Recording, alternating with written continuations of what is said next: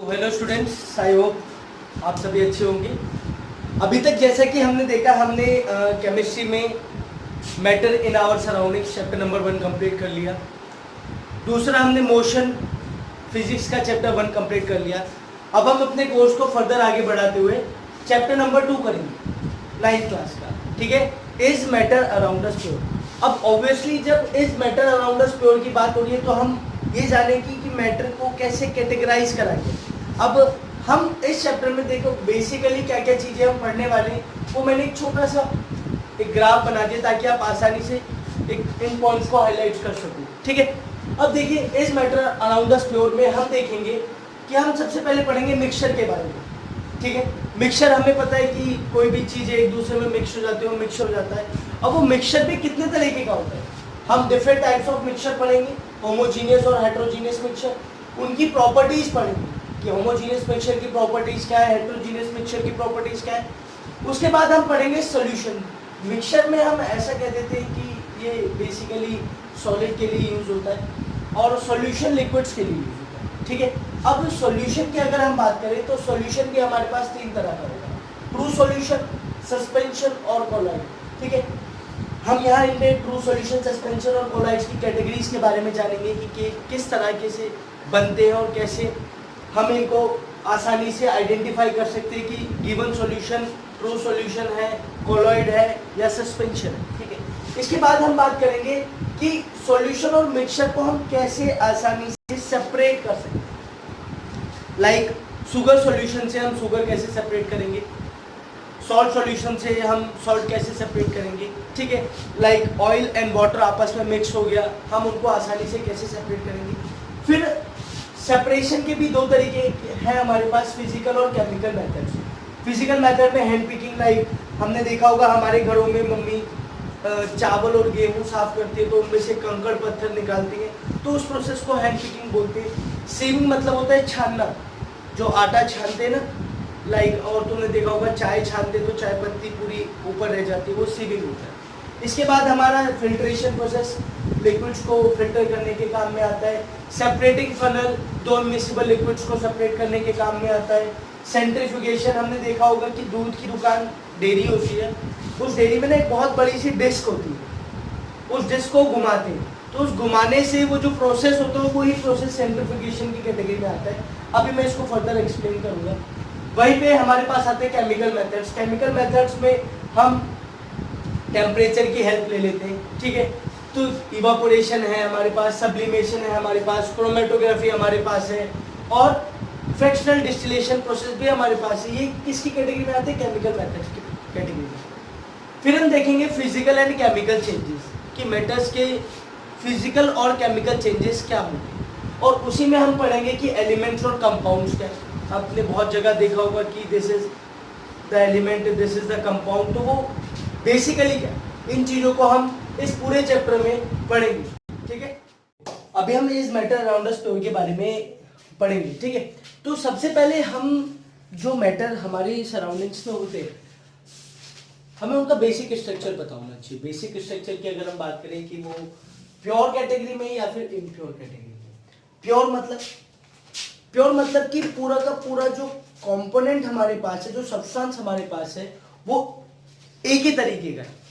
Like अगर हम बात करें कि प्योर सब्सटेंस को हमने 2 कैटेगरी में डाला है, एक एलिमेंट्स और दूसरा कंपाउंड। ठीक है, एलिमेंट्स हमें पता है, जैसे लाइक हमारे पास आते हैं hydrogen, helium, lithium, beryllium, boron, carbon, nitrogen, oxygen, fluorine, neon, sodium, magnesium, aluminium, silicon, phosphorus, इस तरह के जितने भी एलिमेंट्स हैं, ठीक है, वो एक सेम कैटेगरी के होते हैं।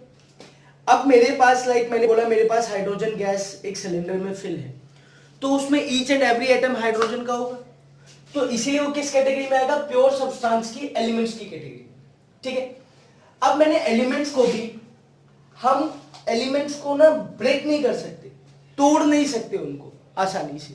ठीक है, क्योंकि वो सेम कंपोनेंट है, एक ही तरीके का कंपोनेंट है, तो हम उसको आसानी से ब्रेक डाउन नहीं कर सकते और वो ब्रेक होगा भी नहीं, अनब्रेकेबल होता है। ठीक है, लाइक अब हमने एलिमेंट्स को भी फर्दर क्लासिफाई कर दिया, metals, non metals and metalloids.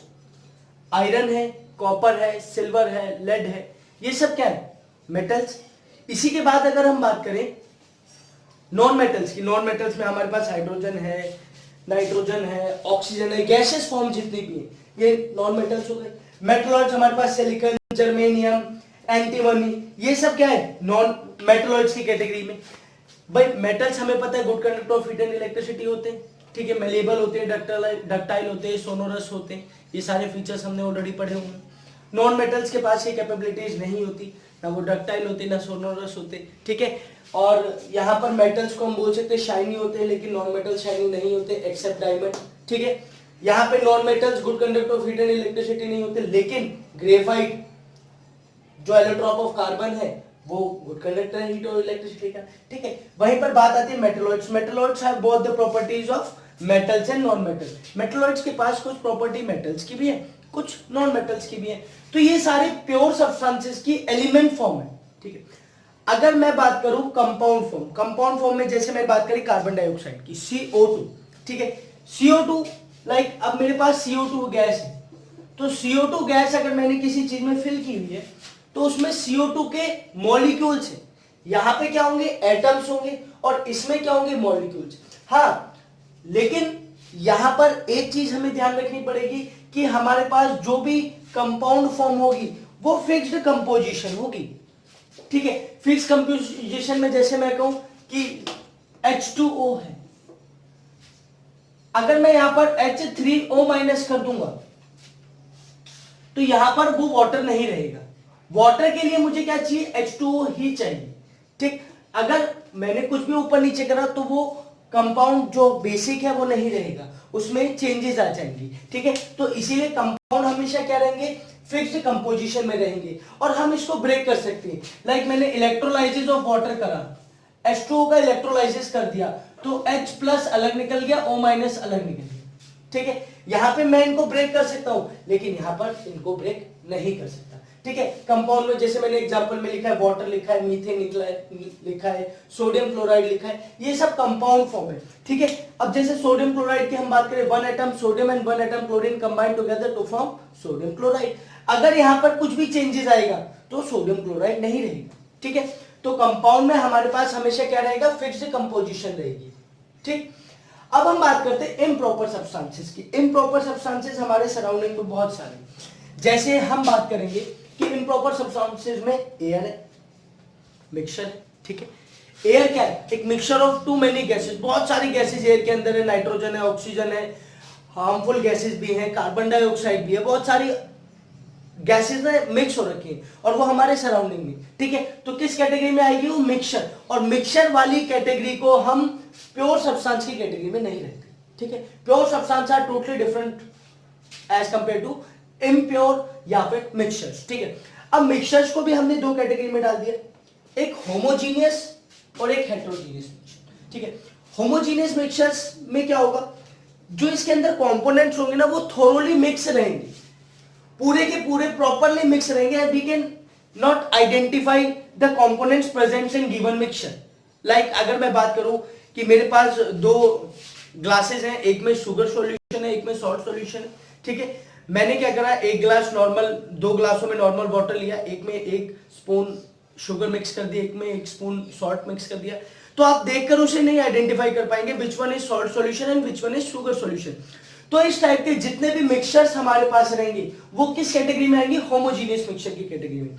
Like अगर हम बात करें एयर की, हमारे सराउंडिंग्स में एयर है, क्या हम आसानी से आइडेंटिफाई कर सकते हैं कि किधर ऑक्सीजन है और किधर कार्बन डाइऑक्साइड और किधर नाइट्रोजन, किधर अदर गैसेस? नहीं कर सकते। तो वो क्या थोरोली मिक्स हो रखे हैं, प्रॉपरली मिक्स है, तो इसीलिए वो किस कैटेगरी में आएगा, होमोजीनियस मिक्सचर की कैटेगरी में आएगा, ठीक है। जैसे यहाँ पर मैंने salt solution, sugar solution, alcohol in water या फिर वाटर इन अल्कोहल, आप अल्कोहल को वाटर में मिलाओ या वाटर को अल्कोहल में मिलाओ, आप आसानी से बता ही नहीं सकते कि वाटर कहाँ है और अल्कोहल है, ठीक है। वो एक पूरा थोरोली मिक्स हो जाएगा।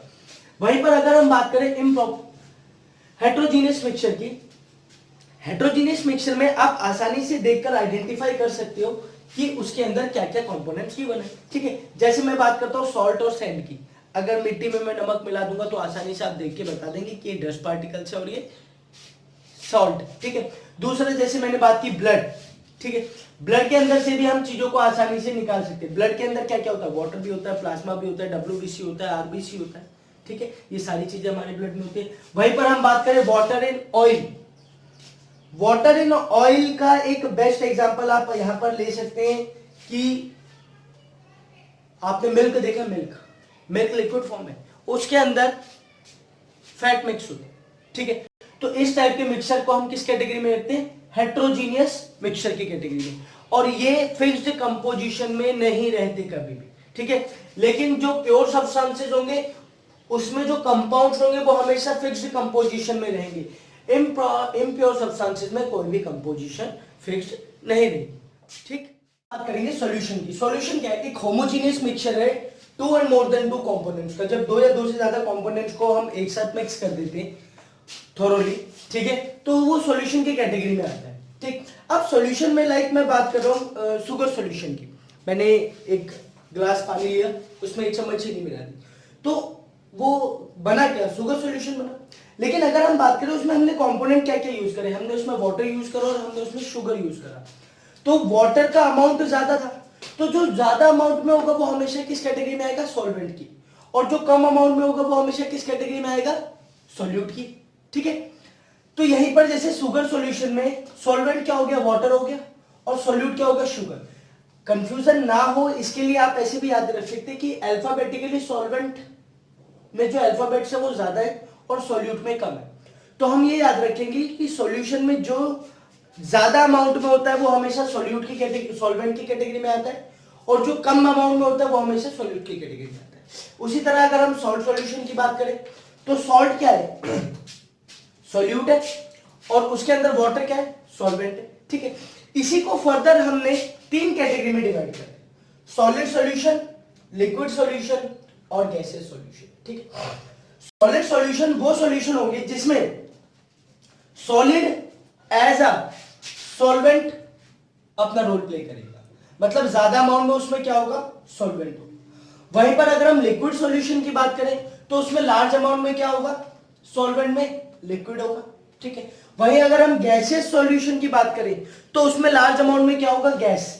इसका एक एग्जांपल आप गैसियस सॉल्यूशन का ले सकते हैं, जैसे कैंपर, कपूर को हम एटमॉस्फेयर में छोड़ देते हैं तो एटमॉस्फेयर में एयर का अमाउंट ज्यादा होता है, लेकिन वहीं पर कुछ कैंपर के भी पार्टिकल्स उस एयर में मिक्स हो जाते हैं, तो ये third one is the category of gaseous solution, ठीक है।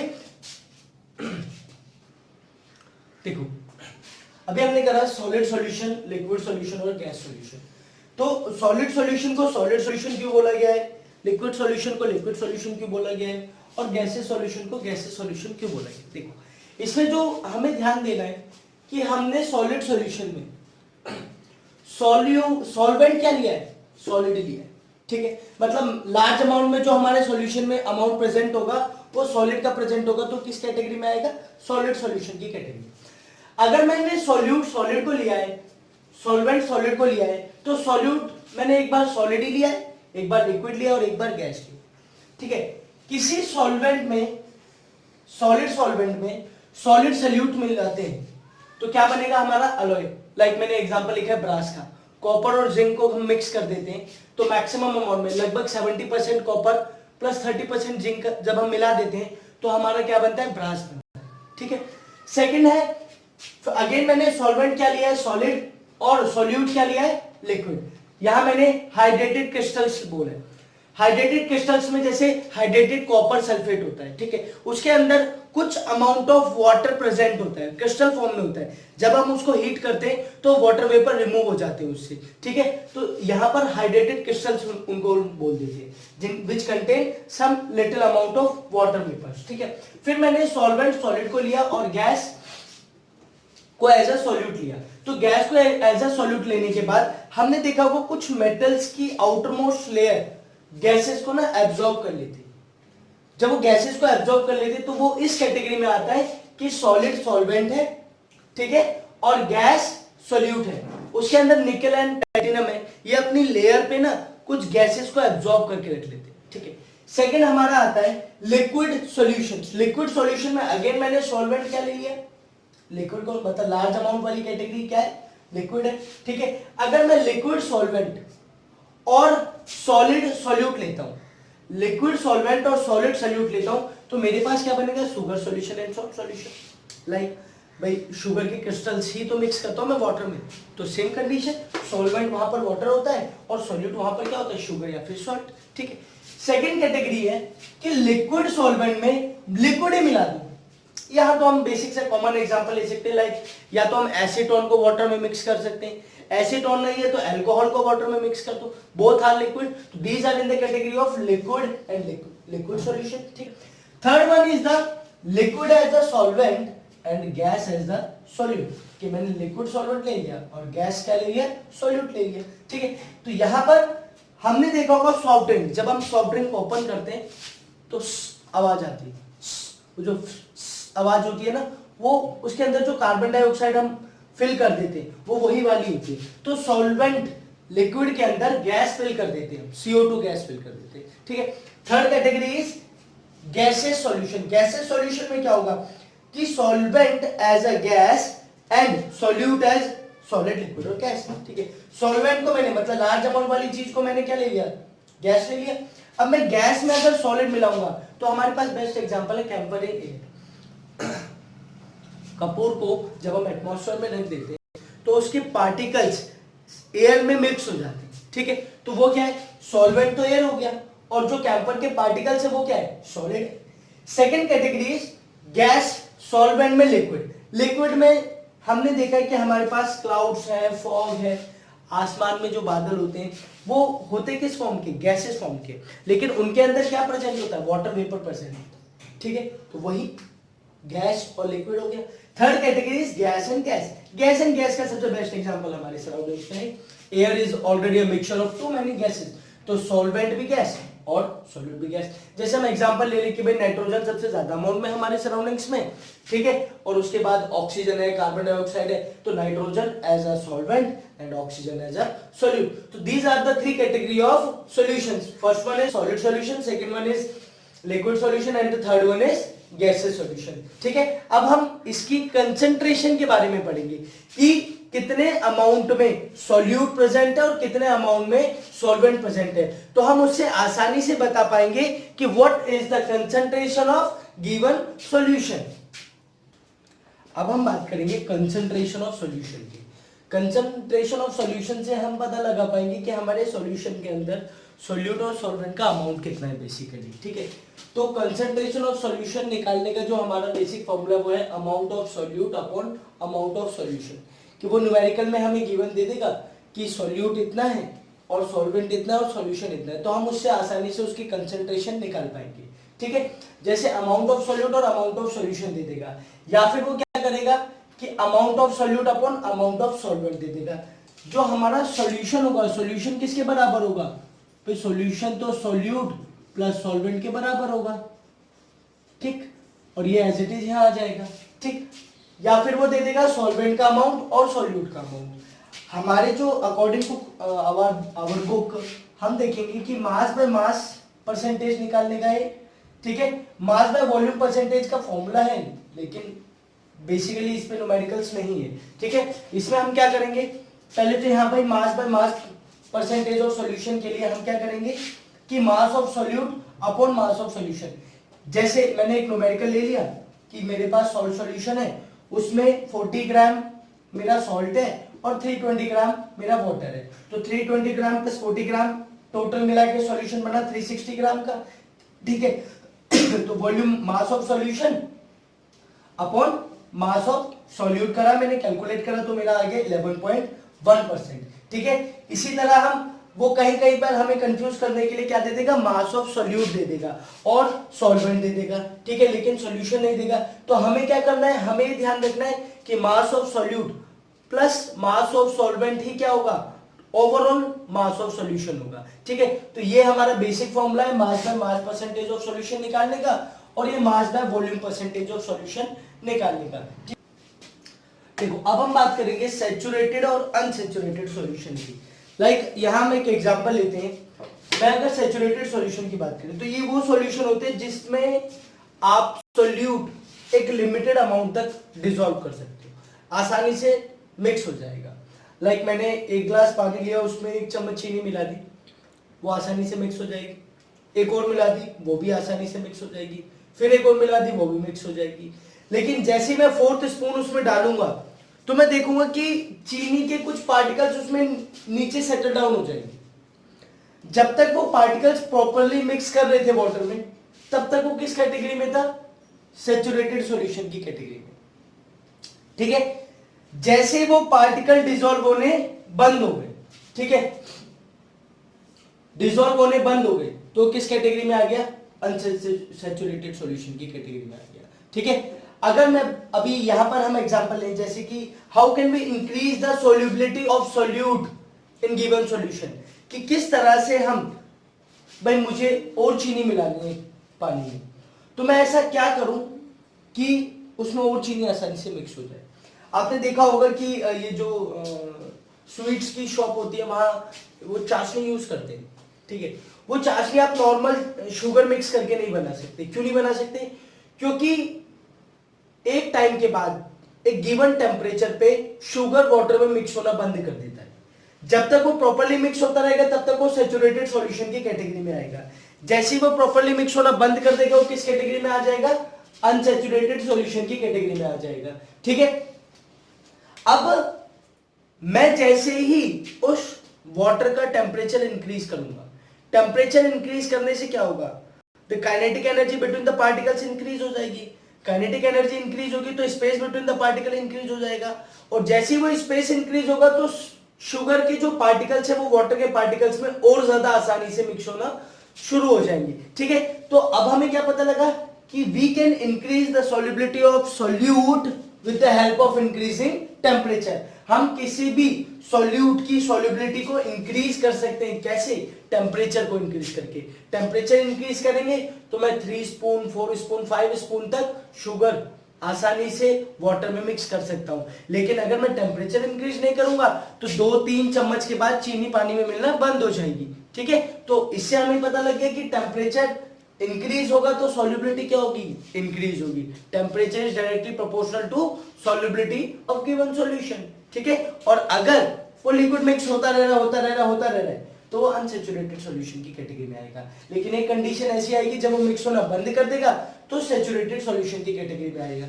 Saturated solution means stability. एक स्टेबल सॉल्यूशन को ही सैचुरेटेड सॉल्यूशन हम बोलते हैं। ठीक है, देखो अब हम देखेंगे कि हमारे पास ना सॉल्यूशंस है, सॉल्यूशंस की categories, suspension, true solution and colloid. True solution homogeneous mixture रहते हैं। ठीक है, होमोजेनियस मिक्सचर में क्या होता है हमें पता, हम आसानी से आइडेंटिफाई नहीं कर पाते which one is solute and which one is solvent. ठीक है, लाइक मैं बात करूं सॉल्ट सॉल्यूशन और शुगर सॉल्यूशन की, तो these types of solutions are in category of true solution. ठीक है, वहीं पर अगर हम बात करेंगे सस्पेंशन की, सस्पेंशन में क्या होता है कि जब हम सॉल्वेंट के अंदर सॉल्यूट को मिक्स करते हैं तो सॉल्यूट मिक्स नहीं होता। ठीक है, तो सस्पेंशन किस कैटेगरी में आ गया? हेटेरोजेनियस मिक्सचर की कैटेगरी में आ गया। ऊपर से लेकिन इसकी ये क्वालिटी होती है कि सस्पेंशन में जो सॉल्यूट के पार्टिकल्स हैं वो थॉरोली मिक्स हो जाते हैं, पूरे के पूरे सॉल्यूशन में मिक्स हो जाएंगे, तो हम आसानी से देख के बता पाएंगे कि इसमें सॉल्यूट क्या है और सॉल्वेंट क्या है। That's why it is heterogeneous mixture. ठीक है, लाइक मैंने वाटर में चॉक पाउडर मिला दिया, वाटर में मड मिला दी, तो हम आसानी से देख के बता सकते हैं ना कि मिट्टी मिली हुई है या फिर इसमें चॉक पाउडर मिला हुआ है। हाँ, लेकिन ये थोरोली मिक्स रहते हैं पूरे के पूरे सॉल्यूशन में, और इनके पार्टिकल का साइज ज्यादा बड़ा होता है और हम आसानी से देख के बता सकते हैं। जबकि ट्रू सॉल्यूशन के पार्टिकल का साइज तो हम देख के बता ही नहीं सकते कि विच one is solute and which one is solvent. लेकिन यहाँ पर ना एक कैटेगरी आ जाती है which lies between true solution and suspension, जो दिखने में तो होमोजीनियस है लेकिन रियल में वो क्या है? हेटेरोजीनियस। ठीक है, यहां पर हम बात करें कॉलॉइड्स की। कॉलॉइड्स क्या है कि ये दिखने में होमोजीनियस मिक्सचर है कि हम देख के इसमें बता नहीं सकते कि इसके अंदर सॉल्यूट में क्या मिक्स है। ठीक है, एक ट्रू सॉल्यूशन की तरह बिहेव करता है, लेकिन इन रियलिटी ये क्या है? एक हेटेरोजीनियस मिक्सचर। ठीक है, लेकिन इसके पार्टिकल्स का जो साइज है वो लाई करेगा किसके बीच में? ट्रू सॉल्यूशन और सस्पेंशन के बीच में। ठीक है, यहां पे ये आसानी से डिफरेंशिएट हो जाता है। इसीलिए अब क्या होगा जब हम कॉलॉइड है, कॉलॉइड कैसे बनेगा? लाइक मैं एक एग्जांपल लूं कि वाटर में मैंने मिल्क मिला दिया। ठीक है, जब मैंने वाटर में मिल्क मिलाया तो मैं आसानी से यहां पर टिंडल इफेक्ट देख सकता हूं। अब बात आती है टिंडल इफेक्ट क्या होता है। ठीक है। टिंडल इफेक्ट क्या होता है, जब भी मैं किसी लिक्विड से लाइट पास करवाऊंगा, जब भी मैं किसी लिक्विड से लाइट पास कराऊंगा तो मैं क्या देखूंगा कि मुझे लाइट का पाथ आसानी से अगर नजर आ रहा है, तो सॉल्यूशन क्या होगा, कोलॉइड। और यही कैटेगरी कोलॉइड ही टिंडल इफेक्ट रिप्रेजेंट करता है। टिंडल इफेक्ट में से क्या होगा कि देखो यहां पर ये जो कॉलॉइड्स है, ये कॉलॉइड टिंडल इफेक्ट शो करेंगे। टिंडल इफेक्ट क्या मतलब, जब भी हम इन कॉलॉइड से कोई लाइट को पास कराएंगे, we can easily the path of light. ठीक है, इसका एक एग्जांपल बेस्ट है कि अगर एक डार्क रूम है, डार्क रूम में कहीं एक कॉर्नर से सनलाइट आ रही है, तो सनलाइट की पाथ आसानी से आपको नजर आएगी। लाइक अगर मैं एक एग्जांपल लूं कि एक वॉल है, ये पूरा डार्क रूम है, तो यहां से ये उस सनलाइट की प्रॉपर पाथ नजर आएगी, और उस पाथ के बीच में हमें ऐसे छोटे छोटे स्मॉल पार्टिकल्स नजर आते हैं। और वो स्मॉल पार्टिकल बिना सनलाइट के क्यों नजर नहीं आते, वो बिना सनलाइट के इसलिए नजर नहीं आते क्योंकि ये जो पार्टिकल्स हैं, अभी हमारे सराउंडिंग में जो एयर है वो भी क्या है, कॉलॉइड ही है। जो हमारे सराउंडिंग में एटमॉस्फेयर में अभी एयर है, उसमें बहुत सारे डस्ट पार्टिकल्स है, एयर है, गैसेस है, वो सब मिक्स हो रखे हैं, तो वो भी कॉलॉइड की कैटेगरी में आएगा। जब सनलाइट आती है तो सनलाइट के से ये जो पार्टिकल्स इस सराउंडिंग में है वो क्या करते हैं, लाइट को स्कैटर कर देते। लाइट स्कैटर होगी तो हम आसानी से उस लाइट की पाथ को देख पाते। वहीं पर एक रूम में लाइट ऑन करके अगर तुम देखोगे तो तुम्हें टिंडल इफेक्ट रिप्रेजेंट नहीं होगा। तो टिंडल इफेक्ट रिप्रेजेंट कहां होगा, जब लाइट रे किसी कॉलॉइड से पास होंगी तो लाइट के पार्टिकल्स को स्कैटर कर देंगे। क्यों, और वो स्कैटर क्यों होंगे, स्कैटर इसलिए होंगे क्योंकि इनका जो साइज है वो ट्रू सॉल्यूशन से ज्यादा है और सस्पेंशन से कम है। हम आसानी से देखकर नहीं बता सकते, लेकिन अगर हम उससे लाइट पास कराएंगे तो we can easily see the path of light. Okay, देखो अब अभी हमने पढ़ा कि मिक्सचर क्या है, सॉल्यूशन क्या है, ये सारी चीजें हमने पढ़ी। ठीक है, लेकिन अब हम क्या पढ़ेंगे कि इन मिक्सचर से हम अपनी यूजफुल चीजों को कैसे सेपरेट कर सकते। ठीक है, जो हमें सेपरेट, अब भाई सॉल्यूशन है, दो चीजें प्रॉपर्ली मिक्स हो रखी हैं एक दूसरे में, तो हम हैंड पिकिंग से, सीविंग से तो उनको सेपरेट नहीं कर सकते। तो कुछ केमिकल मेथड्स हैं जो हम यूज करते हैं इन मिक्सचर्स को सेपरेट करने के। तो सबसे पहला मेथड है इवापोरेशन। इवापोरेशन में लाइक हम बेसिक सा एग्जांपल लेंगे कि सॉल्ट सॉल्यूशन है हमारे पास या फिर शुगर सॉल्यूशन है, और हमें सेपरेट करना है, उसमें से वाटर को रिमूव करना है। ठीक है, या फिर हमें सॉल्ट ही चाहिए, हमें सॉल्ट की रिक्वायरमेंट है, या फिर हमें शुगर की रिक्वायरमेंट है, तो हम क्या करेंगे, इवापोरेट कर देंगे। या फिर हम क्या करेंगे कि वाटर के अंदर मड मिली हुई है और हमें वाटर की रिक्वायरमेंट है, तो हम क्या करेंगे, वाटर को इवापोरेट करके कंडेंस कर देंगे। इवापोरेशन में हम क्या करेंगे, उस सॉल्यूशन का टेम्परेचर इंक्रीज करके लिक्विड इवापोरेट हो जाएगा और जो सॉल्वेंट हमारे पास आएगा वो हमें मिल जाएगा, जो हमारा यूजफुल सॉल्वेंट होगा। ठीक है, तो सॉल्ट सॉल्यूशन या शुगर सॉल्यूशन में से हम आसानी से सॉल्ट और शुगर को अपने यूजफुल रिक्वायरमेंट के अकॉर्डिंग सेपरेट कर सकते हैं। दूसरा आता है सेंट्रीफ्यूगेशन। देखो सेंट्रीफ्यूगेशन क्या होता है, डिस्क होती है, डिस्क इस तरह की डिस्क होती है। ठीक, उस डिस्क में हम ये टेस्ट ट्यूब्स लगा देते हैं, उन ट्यूब्स के अंदर हम मिल्क फिल कर देते हैं और फिर हम क्या करते हैं, इसको रोटेट करवाते हैं। तो रोटेट करवाने की वजह से एक सेंट्रीफ्यूगल फोर्स होता है जो हैवी पार्टिकल्स को यहाँ पे बॉटम में कलेक्ट कर देता है। सेंट्रीबिटल और सेंट्रीफ्यूगल फोर्स होते हैं। अब सेंट्रीबिटल और सेंट्रीफ्यूगल फोर्स को समझने के लिए मैं आपको एक बात बता देता हूँ। लाइक मैंने एक वायर लिया, उस वायर पे स्टोन को बांध दिया, अब मैं इसको रोटेट कराऊंगा, जब तक मैं इसको रोटेट कराऊंगा रोटेट होता रहेगा। जैसे ही मैं इसको छोड़ूंगा, छोड़ते ही किसी भी एक स्ट्रेट डायरेक्शन में चला जाएगा।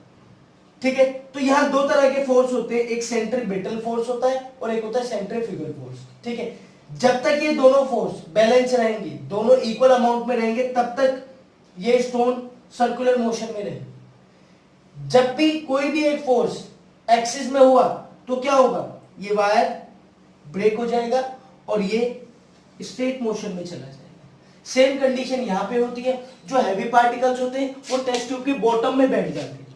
बॉटम में बैठने की वजह से मिल्क से जो फैट उसके अंदर होता है हम उसको आसानी से रिमूव कर देते हैं। यही प्रोसेस होता है मिल्क से क्रीम बनाने का, मिल्क से फैट को रिमूव करने का। ये डेयरी वगैरह में बहुत लोग यूज करते हैं इस प्रोसेस को, ठीक है। बात आती है सेपरेटिंग फनल की। सेपरेटिंग फनल एक कोनिकल शेप का होता है, ठीक। उसमें क्या होगा, लाइक मैंने केरोसिन ऑयल और water by chance coincidentally mix हो गया, अब मुझे दोनों को सेपरेट करना है। तो सेपरेटिंग फनल में एक कॉक होता है, एक, तो मैं उसको ओपन और क्लोज करता रहूंगा। कब तक? क्या होता है कि दोनों की डेंसिटी डिफरेंट होती है सेपरेटिंग फनल में। To immiscible liquid, immiscible liquid मतलब जो आपस में ना मिल सके, ठीक। तो मैं क्या करूंगा कि जब दोनों की डेंसिटी डिफरेंट रहेगी तो जो केरोसिन ऑयल है उसकी वाटर के कंपैरिजन में डेंसिटी कम है, ठीक है। तो केरोसिन ऑयल ऊपर फ्लोट करेगा और वाटर नीचे फ्लोट करेगा। तो मैं धीरे धीरे उसके कॉक को खोलता रहूंगा और जब तक बॉटम में केरोसिन ऑयल नहीं आ जाता तब तक मैं उसको धीरे धीरे निकालता रहूंगा, और फिर फाइनली क्या होगा, वाटर अलग हो जाएगा और केरोसिन ऑयल अलग हो जाएगा, ठीक। फिर बात आती है सब्लिमेशन प्रोसेस की। सब्लिमेशन प्रोसेस हमने प्रीवियस चैप्टर में भी पढ़ा था कि it is a process in which solid directly convert into air और air directly convert into solid, ठीक है। हम यहाँ पर एक एग्जांपल ले सकते हैं अमोनियम क्लोराइड और सॉल्ट का। अगर अमोनियम क्लोराइड और सॉल्ट, आपकी बुक में इसका डायग्राम भी है, अमोनियम क्लोराइड और सॉल्ट मिक्स हो रखा है, तो हम क्या करेंगे, एक बीकर में अमोनियम क्लोराइड और सॉल्ट का जो हमारे पास मिक्सचर है उसको डाल देंगे और उसका टेम्परेचर इंक्रीज कर देंगे। उसके टॉप में हम रबर कॉक लगा देंगे या फिर कॉटन प्लग लगा देंगे। कॉटन प्लग लगाने से क्या होगा, जो बीकर की बॉटम्स होगी वहां पे अमोनियम क्लोराइड फिक्स हो जाएगा, चिपक जाएगा वहां पर, और नीचे हमारे पास क्या बचेगा, सॉल्ट। अमोनियम क्लोराइड इवापोरेट हो जाएगा, सॉल्ट इवापोरेट ना होने होके वो क्या रह जाएगा, वो बॉटम में रह जाएगा, बस सेटल डाउन हो जाएगा, ठीक है। इसके बाद बात आती है क्रोमेटोग्राफी प्रोसेस की, ठीक। क्रोमेटोग्राफी प्रोसेस को हम क्यों यूज करते हैं, क्रोमेटोग्राफी प्रोसेस को हम यूज करते हैं डिफरेंट कलर्स को सेपरेट करने के लिए, ठीक है। इसमें हम क्या करेंगे, एक नॉर्मल पेपर लेंगे, पेपर पे एक ब्लैक इंक की ड्रॉप डाल देंगे और एक बीकर में हल्का सा वाटर फिल करके उस पेपर क्लिप को बॉटम पे वाटर के टच कर देंगे। तो धीरे धीरे वो जब पेपर क्लिप वाटर को एब्जॉर्ब करना शुरू करेगा तो आप देखेंगे कि इस ब्लैक इंक में जितने भी डिफरेंट कलर सेपरेट हैं वो धीरे धीरे सेपरेट होना शुरू कर देंगे। सो क्रोमेटोग्राफी डिफरेंट टाइप्स के कलर्स को सेपरेट करने में भी बहुत ज्यादा यूजफुल है, ठीक है। तो अभी यहाँ पर हमने इवापोरेशन के बारे में जाना, सेंट्रीफ्यूगेशन के बारे में जाना, सेपरेटिंग फनल के बारे में जाना, सब्लिमेशन के बारे में जाना, क्रोमेटोग्राफी के बारे में जाना, ठीक है। अब हम देखेंगे, अभी हमने देखा था कि इमिसिबल लिक्विड्स को कैसे सेपरेट करेंगे, लेकिन अब हम उन लिक्विड्स को सेपरेट करेंगे जो एक दूसरे में आसानी से प्रॉपर्ली मिक्स हो जाती है, ठीक है। तो हमारे पास एक प्रोसेस है fractional distillation process. Fractional distillation process basically हम उन मिसिबल लिक्विड्स के लिए यूज करते हैं जिनका बॉइलिंग टेम्परेचर में डिफरेंस 25 डिग्री केल्विन या उससे कम होता है, ठीक है। लाइक मैंने एग्जांपल लिया एसीटोन और वाटर का। अब इस प्रोसेस में हम क्या करते हैं, इस प्रोसेस में हम करेंगे जो हमारे पास मिक्सचर है उसको इवापोरेट करेंगे। इवापोरेट करेंगे तो भाई एसीटोन और वाटर के दोनों के बॉइलिंग पॉइंट में 25 डिग्री का टेम्परेचर का डिफरेंस है। तो जब वाटर बॉईल होना शुरू होगा तो उससे क्या होगा, एसीटोन इवापोरेट हो जाएगा। एसीटोन को इवापोरेट करने के साथ साथ हम क्या करेंगे, उसको कंडेंस करना स्टार्ट कर देंगे। जैसे वो वेपर्स ऊपर जाएंगे हम उसको एक फनल में ले जाएंगे जिसमें हमने आइस का यूज करके उसको कंडेंस करना होगा। तो वेपर्स जल्दी से क्या हो जाएंगे, कंडेंस होना शुरू हो जाएंगे और कंडेंस होकर वो आसानी से बीकर में हम उसको सेपरेट कर देंगे, ठीक है। इसी तरह के लिक्विड्स के लिए हम एसीटोन और वाटर का यूज करते हैं, ठीक। अब यहाँ पर बात आती है कि water purification system. Water purification system में अब हम बात करेंगे वाटर प्योरिफिकेशन सिस्टम की। वाटर प्योरिफिकेशन सिस्टम बेसिकली क्या है, वो सिस्टम है जो हमारे घरों में जो टैप वाटर आता है जो गवर्नमेंट सप्लाई कराती है उसके।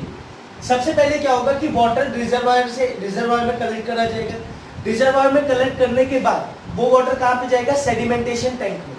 सेडिमेंटेशन टैंक में क्या होगा, जितना भी उसके अंदर इम्प्योरिटीज है या फिर जितना भी प्लास्टिक वगैरह है वो सब उस सेडिमेंटेशन टैंक में सेडिमेंट की तरह नीचे बैठ जाएगा, ठीक है।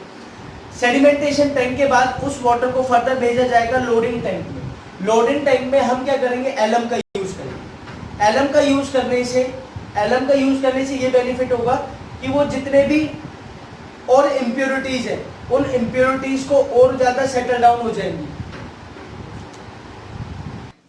ठीक है, सेडिमेंटेशन टैंक के बाद हम लोडिंग टैंक में डालेंगे। लोडिंग टैंक में हम क्या यूज करते हैं, एलएम यूज करेंगे।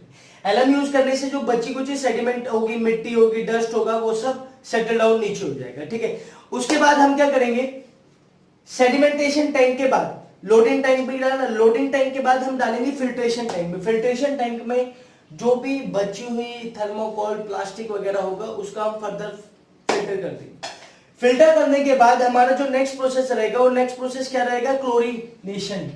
ठीक है, क्लोरीनेशन के लिए हम क्या करेंगे, उस टैंक में, क्लोरीन वाले टैंक में वो जो बचा था फिल्ट्रेशन टैंक से वाटर को क्लोरीनेशन टैंक में डालेंगे। क्लोरीनेशन टैंक में डालने से क्या होगा, जितने भी बैक्टीरिया हमारे वाटर में प्रेजेंट थे वो सारे के सारे बैक्टीरिया किल हो जाएंगे और फिर उस वाटर को एक टैंक में स्टोर करके हमारी लोकल सोसाइटीज को उस वाटर को सप्लाई करा जाएगा।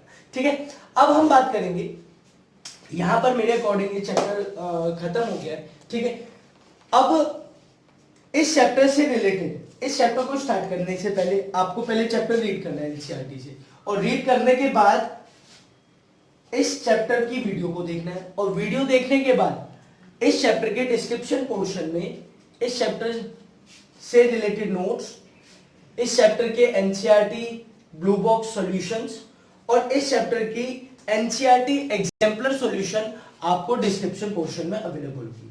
सो होप सो आपको ये वीडियो अच्छी लगी होगी। So thank you.